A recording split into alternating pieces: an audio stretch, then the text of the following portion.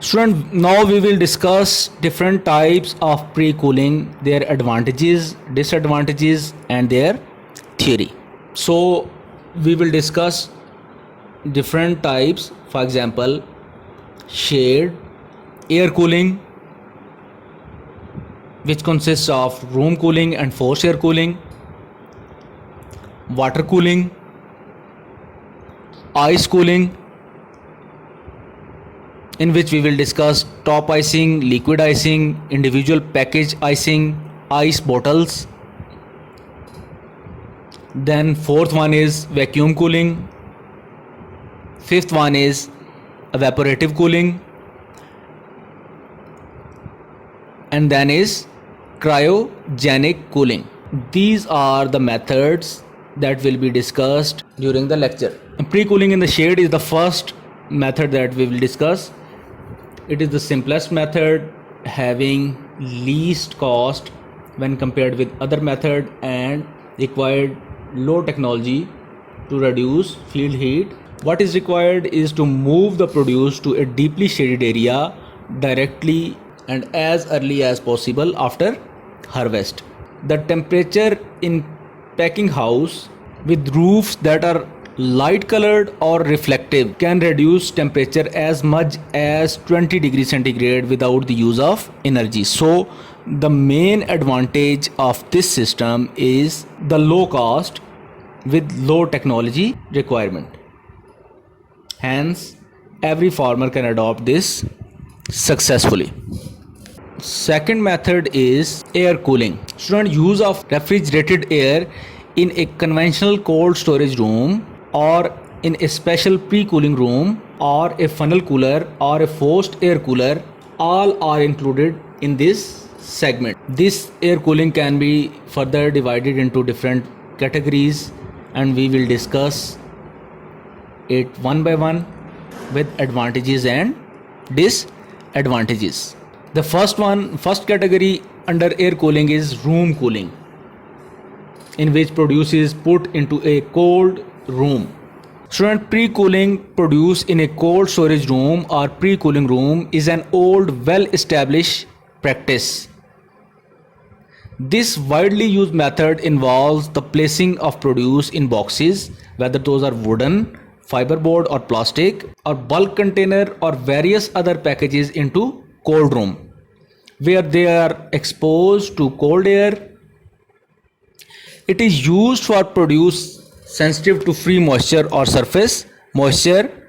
Because this type of cooling is slow, room cooling is only suitable for very small amount of produce or produce that does not deteriorate rapidly. Typically, the cold air is discharged into the room near the ceiling and sweep past the produce container to return to heat exchangers. The cooled air is generally supplied by forced or induced trough coolers consisting of framed, closely spaced and finned evaporator coils fitted with fans to circulate that air over the coils. Therefore, as to achieve fast and efficient cooling, care should be taken that the correct packaging that should be well vented or containers and stacking patterns that are suitable for this system must be used. Another thing that should be kept in mind is the air velocity around the package should be at least 60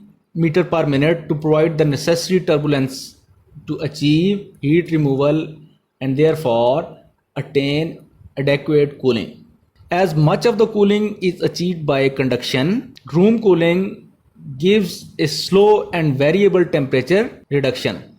Therefore, perishable produce used in this method must be tolerant of slow heat removal. A conventional cold store is unsuited for this operation because as much as 3/4 of the refrigerated capacity must be required simply to remove field heat, and the cooling rates are frequently no better than 0.5 degrees centigrade per hour. So the conventional cold store cannot be used for this purpose, or you can say that not suitable for this purpose. The rooms commonly used for highly perishable fruits are designed to have an airflow rate of about 170 to 225 meters per minute for a room with a capacity of 15,000 kg and sufficient refrigeration so as to cool the fruit to 5 degrees centigrade in approximately 12 hours. Next one is the stacking of containers in this system. The containers are stacked individually so that cold air from the ceiling blows over or around the produce to contact all surface of the container. Next important thing is the humidity. Students, produce will dry out if a high relative humidity, that should be 90 to 95%, is not maintained. Containers should be well vented so as much air as possible can circulate through them. Then spacing between the containers and walls must be from 6 to 12 inches, and between the boxes and ceiling 18 to 24 inches. Student, room cooling is not recommended for bulk bins because they contain a much greater mass of produce than smaller containers. Proper design of the cooling room and refrigeration equipment is necessary for room cooling to work efficiently. The refrigeration equipment must be capable of cooling down fresh produce within 24 hours and of maintaining the storage temperature of the produce.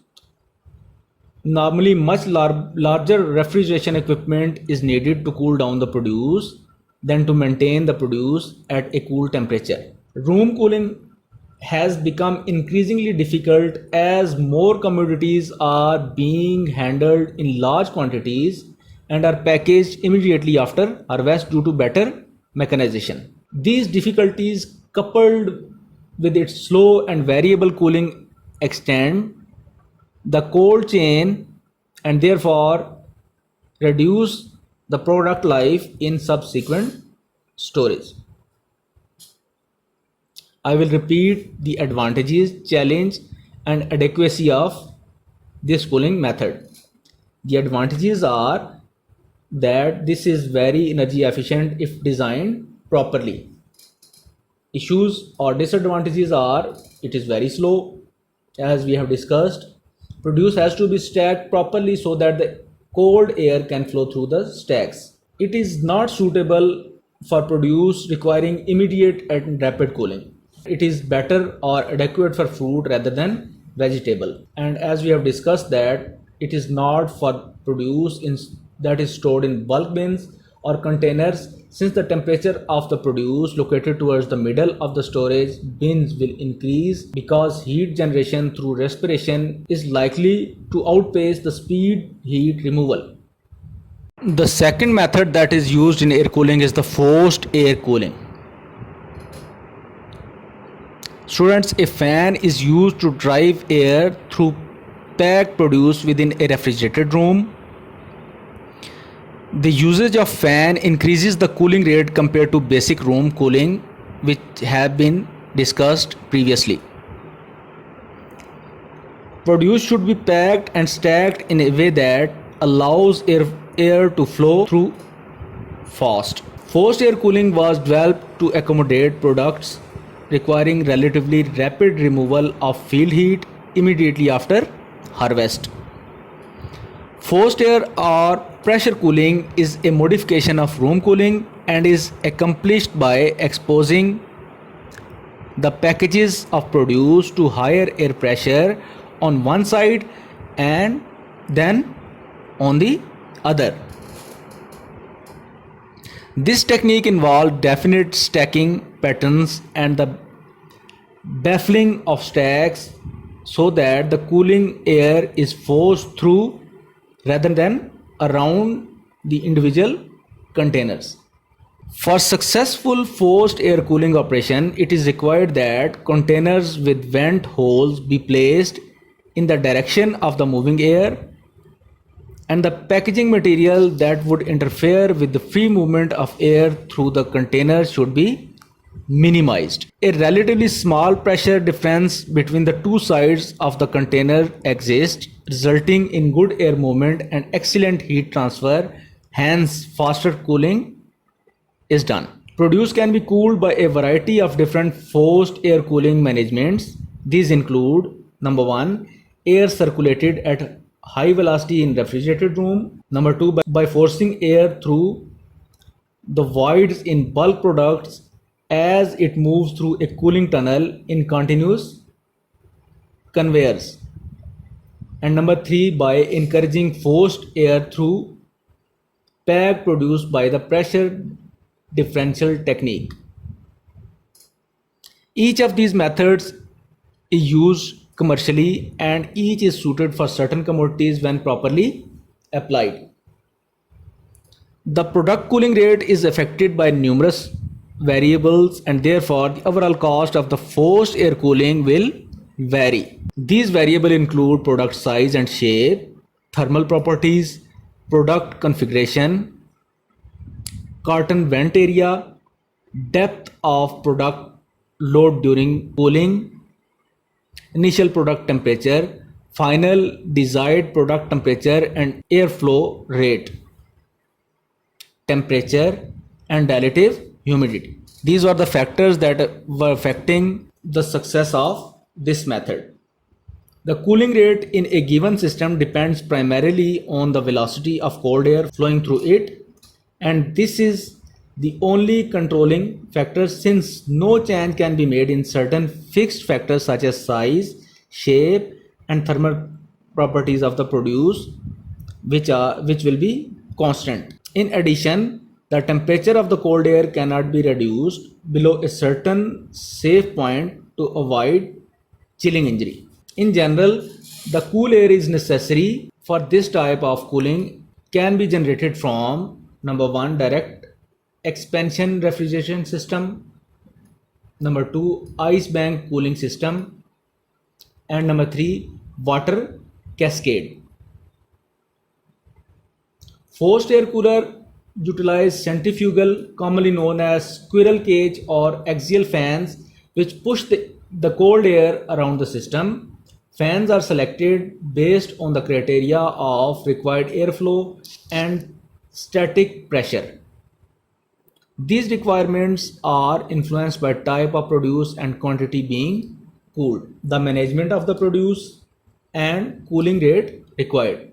Differential pressure is used or approximately 0.6 to 7.5 millibar with airflow ranging from 0.001 to 0.003 meter cube per second per kilogram product. Student, the air can be channeled to flow either horizontally or vertically. In a horizontal flow system, the air is forced to flow horizontally from one side of the pallet load to the other through holes in sides of the pallet bin or container. Only two sides that are opposite can be open in the pallet bin or container. In stacking containers, the side hole must be lined up for the air to pass from one side of the stack to other. In this system, the top and bottom of the pallet or container must be sealed to prevent air from bypassing the produce. In a vertical flow system, the air is forced to flow vertically from the bottom to the top of the pallet through holes in the bottom of the pallet and containers if used, then out of the top. In this system, the sides must be sealed or prevent the air from bypassing the produce. Also, if containers are used, the holes in the tops and bottoms of the containers must line up so the air can travel vertically from one container to the next. This method is faster than room cooling because as flow of chilled air is in direct contact with the produce, in this system condensation on the produce can be minimized by a simple cover placed on top of the stack of containers, which prevents the entry of ambient air during handling. The key to forced air cooling is moving the cold air through the container, its contents. Important factor in container ventilation are location of container vents, stacking of containers, and size of vents. Container vents should be aligned whether the containers are straight, stacked, or cross stacked. Maximize airflow through the containers. If vents are too small or too few, airflow will be slowed down. If there are too many, the containers may collapse. In this method, containers are stacked closer together. 5% vent hole space per side is best. Liners, bags, wrappers, or dividers can slow the flow of air through the containers, so pre-cooling produce is usually recommended prior to additional packaging. I once again repeat the advantages, disadvantages, and adequacy of forced air cooling. Advantage is that it is faster than room cooling. Issue is that time required for cooling depends on air temperature. It is most widely used and adopted form of pre-cooling, used for fruits and fruit type vegetables like avocado, cucumber, melon, pumpkin, banana, coconut, eggplant, okra, grapes, Brussels sprouts, grapefruits, papaya, squash, carambola, guava, passion fruit, tangerine, tomato, cherry moya, persimmon, pineapple, pomegranate, and lychee, etc. Dear student, another method that is being used today in the modern world, that is a type of air cooling, is forced air tunnel. Students, in this method, an exhaust fan is placed at the end of an aisle, two rows of container or bins on pallets. The aisle top and ends are covered with plastic or canvas, creating a tunnel. Students, an exhaust fan draws cool room air through the container vents and top. The exhaust fan may be portable, creating a single forced air tunnel where needed, or it may be part of stationary wall adjacent to the cooling surface. In this case, it may have several fans that create several tunnels. Students, another modern method of air cooling is serpentine cooling. In this method, a serpentine system is designed for bulk bin cooling. It is a modification of cold wall method. Bulk bins have vented bottoms with or without side ventilation. Bins are stacked several high and several deep with the forklift opening against the cold wall. Every other forklift opening sealed with canvas in the stack matches a cold wall opening. The alternate unsealed forklift opening allows cold air to circulate through the produce. Cold room air is drawn through the produce via the alternate unsealed opening in the stack and the top of the bin.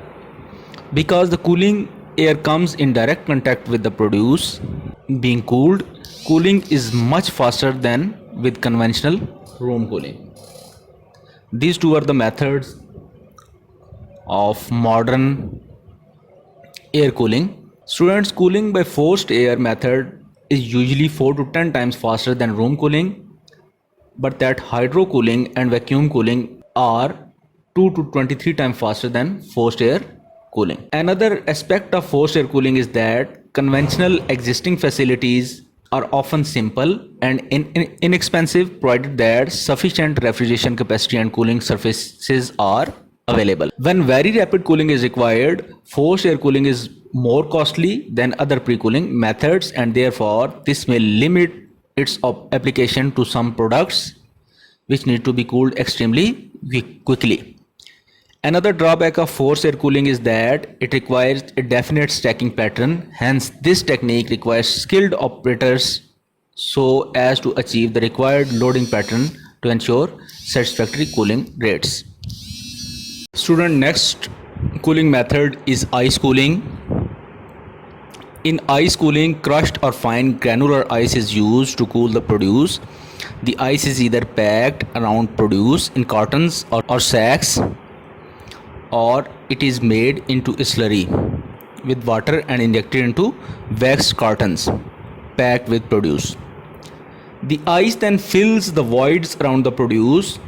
Before the advent of comparatively modern pre-cooling techniques, contact or package icing were used extensively for pre-cooling produce and maintaining temperature during transit. Although unlike other cooling methods, ice not only removes heat rapidly when first applied, it continues to absorb heat as it melts.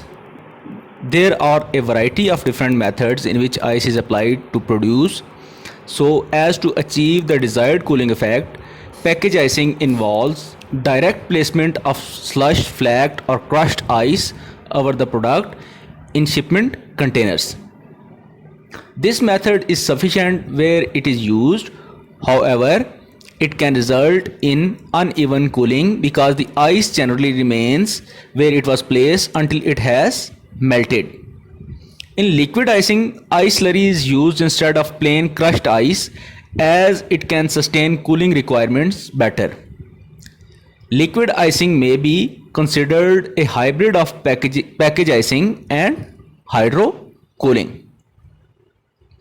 The simplest form of liquid icing is where a mixture of water and finely crushed ice is pumped into open containers traveling along a conveyor under an injection nozzle. If produce has been packed and palletized in the field, the liquid ice can be injected into the package through vents or hand openings. Liquid icing distributes the ice throughout the commodity that is placed in each individual package better, thus achieving improved ice produce contact, and hence better and more uniform cooling is achieved. Another method of icing is top icing or placing ice on top of packed containers. This is only used occasionally to supplement another cooling method because corrugated containers have largely replaced wooden crates. The use of top icing has decreased. Wax impregnated corrugated containers have allowed the use of icing of products after packing to continue. However, it is being replaced by hydro cooling and vacuum cooling. The major advantage of icing is that produce does not dry as it is cooled. Another advantage is that in addition to removing field heat, package icing can maintain low product temperature during transit, and therefore refrigerator transportation may not be necessary for short transport duration. Although icing requires relatively small outlays of special equipment, a large weight of ice must be shipped, thus increasing cost, and also waterproof containers, which are more expensive than normal, are required for this cooling technique. Another ambiguity of icing is that icing wets the produce and thus the surface of warm wet produce provides an excellent site for the post-rest diseases and soft rots. Therefore, it is essential that produce be not allowed to rewarm once it is iced. Another drawback of this method of pre-cooling is that after the ice has melted, the package is left only partly full. Ice cooling is faster than hydro cooling because contact with the produce is good and ice has a higher heat removal capacity than water. As in hydro cooling, ice cooling requires particular attention to water quality and sanitation. Now, as usual, in the last, we will briefly advantages, challenges and adequacy of ice cooling.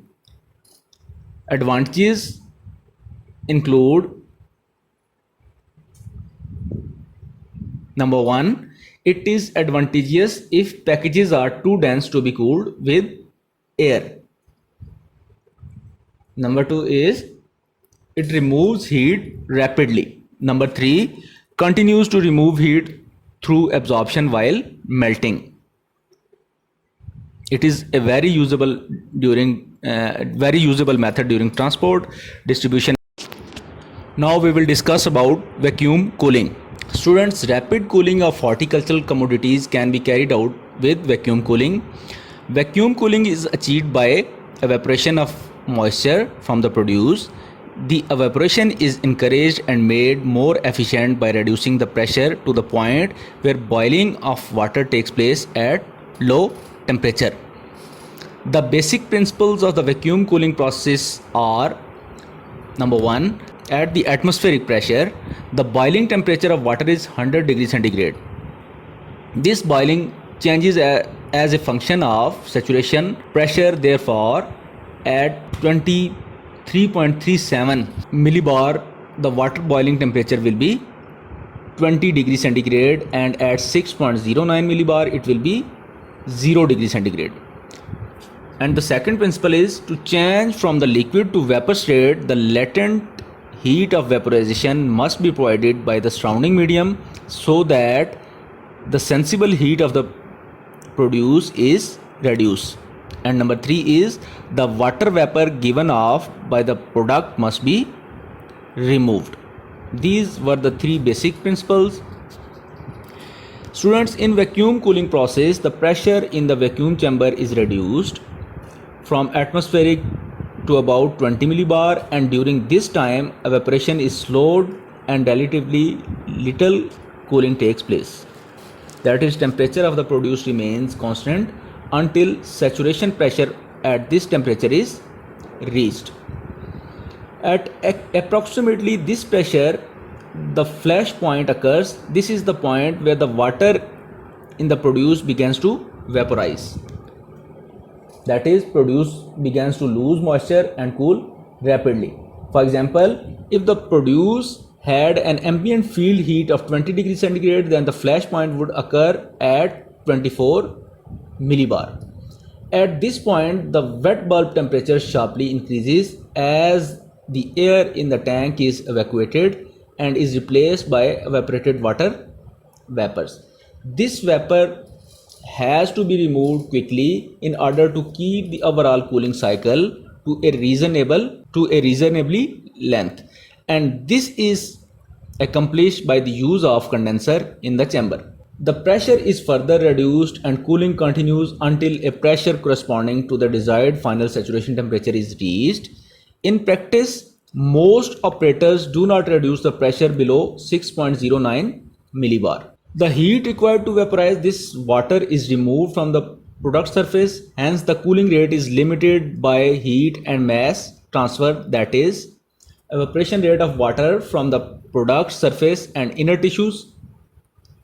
Therefore, the rate of cooling depends primarily upon the ratio of surface area of the produce to its weight or volume, the ease with which water is given up from the product tissues, and the rate of vacuum drawn in the flash chamber, and the temperature of the load at the start. Many investigations agree that vacuum cooling of fresh produce by rapid evaporation of water from the product works best with products having a high ratio of surface to volume. Since water is seen as the primary refrigerant, it is a safe assumption that the quantity of heat removed from the product is directly related to the amount of water evaporated off the produce surface. Students, vacuum cooling is greatly influenced by the surface area to mass ratio, as we have discussed earlier, and the ease with which water is released from the produce tissues. Large temperature gradients develop in produce with a low surface area to mass ratio. In order to prevent surface freezing before the produce is cooled to the required temperature, a bouncing procedure is practiced. This is accomplished by switching the vacuum pump off and on to keep the saturation temperature above freezing. One disadvantage of vacuum cooling is that it causes weight loss in the produce being cooled due to the removal of moisture. Temperature reduction average 5 to 5.5 degrees centigrade for each 1% of weight loss, regardless of the product cooled. This small loss in weight is usually acceptable in the products that are cooled by this technique. A way of reducing this loss is by spraying free water on the product before it is placed into cooling chamber. Special vacuum cooler or hydrovac have been developed which have a built-in water spray activated towards the end of the cooling operation and thus minimizing weight loss. The rapid cooling achievable by the use of vacuum cooling makes it more appealable and gives it a distinct advantages over other cooling techniques. Example of its speed of removing heat are given previously. Another advantage is that vacuum cooling can achieve uniform cooling throughout a package or lot of produce, provided the package or box is not hermetically sealed to allow free evaporation. This was the vacuum cooling. I again repeat its advantages as it is fast and uniform, costly for small scale enterprises, high water loss which can be prevented by adding water during the cooling process, and it is adequate for produce having a high surface to volume ratio, produce which cannot get in contact with water and for which using air is difficult. It is also suitable for leafy vegetables and vegetables and fruits like Brussels sprouts, carrots, peas, cauliflowers, beans, celery, spinach, Chinese cabbage, sweet corn, leaves, Swiss chard, etc. Student, next method that we will discuss is evaporative cooling. Evaporative cooling is an inexpensive and effective method of lowering produce temperature. It is most effective in areas where there is low humidity, dry air is drawn through moist padding or a fine mist of water, then through vented containers of produce. As water changes from liquid to vapor, it absorbs heat from the air, thereby lowering the produce temperature as we have discussed in case of vacuum cooling. The incoming air should be less than 65% relatively humid for effective evaporative cooling. It will only reduce temperature 10 to 50 Fahrenheit, and this method would be suitable for warm season crops requiring warmer storage temperatures such as tomatoes, pepper, cucumbers or eggplant. The last method that we will going to discuss is cryogenic cooling. The use of the latent heat of evaporation of liquid nitrogen or solid carbon dioxide, which is called as dry ice, can produce boiling temperature of minus 196 and minus 78 degrees centigrade respectively. This is the basic principle of cryogenic pre-cooling. In cryogenic cooling, the produce is cooled by conveying it through the tunnel in which the liquid nitrogen or solid carbon dioxide evaporates. However, at the above temperatures, the produce will freeze and thus be ruined as a fresh market product. This problem is prevented by careful control of the evaporation rate and conveyor speed. Cryogenic cooling is relatively cheap to install but expensive to run. Its main application is in cooling crops such as soft fruit, which have a seasonal production period. Hence, by using cryogenic cooling, the grower would not incur the high capital cost associated with alternative cooling techniques over such period of use. The high cost of liquid nitrogen, dry ice and other suitable non-toxic refrigerants make this process most suitable for relatively expensive products. Student, these were some of the methods which are being practiced for pre-cooling the horticulture commodities. There are some alternative cooling methods. We will describe them briefly. First one is solar assisted cooling chamber, which is installed in a temporary fruit storage at the farm. It needs hollow wall constructed from porous clay bricks and the wall is kept moist. Solar energy used for the system evaporates the water in the wall, reduces the temperature, and it can lower the temperature 4 to 5 degrees centigrade from the room temperature with 85 to 90% relative humidity inside the structure. The second method is higher altitude storage Student, the principle of this is that every 1000 meter the temperature decreases by 1.8 Fahrenheit or 1 degree centigrade.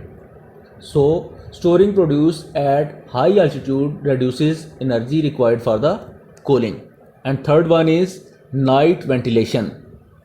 It is suitable for those areas where there is a large temperature difference between day and night. It required well insulated structure in which vents are closed early in the morning and open during the night. So student, this was the lecture which was about different pre-cooling method, their importance and their efficacy. I hope you have understood the lecture. So I hope you have understood the lecture very well. If you have any question, you can put it in the comment section. Thank you very much.